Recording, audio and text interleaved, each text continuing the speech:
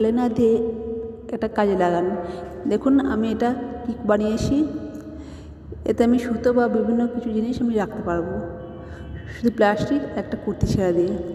তাহলে চলুন দেখাই কীভাবে বানাচ্ছি। আমি কিছু প্লাস্টিক নিয়েছি এবং একটা ছেঁড়া কুর্তি নিয়েছি। ছেঁড়া কুর্তিটাকে আমি সমান করে কেটে নিয়েছি এবং প্লাস্টিকটাকেও আমি সমান করে কেটে নিচ্ছি। প্লাস্টিকটাকে একটু টুকরো টুকরো করে কাটছি, 5 ইঞ্চি আঙুল ছাড়া ছাড়া সমান করে কেটে আমি প্লাস্টিকের মধ্যে একটু কাপড় দিয়ে পটির মতন করে মুড়ে নিচ্ছি। মুড়ে নিয়ে আমি এই কুর্তিটার মধ্যে বসিয়ে দিচ্ছি। আমার বসানো হয়ে গেছে এবং সমস্ত সুতোগুলো আমি এর মধ্যে রেখে দিচ্ছি। দেখুন কত সুন্দর লাগছে সাজানোটা। আর এইটাকে আমি এবার একটা হ্যাঙ্গারের মধ্যে রেখে ঝুলিয়ে দেবো। প্রথমে আমি গলার দিকটা ঢুকিয়ে দিয়েছি হ্যাঙ্গারের মধ্যে। গলার দিকটা ঢুকানোর পর আমি এটা দেয়ালে ঝুলিয়ে দেখাচ্ছি আপনাদেরকে। আমার এটা লাগানো হয়ে গেছে।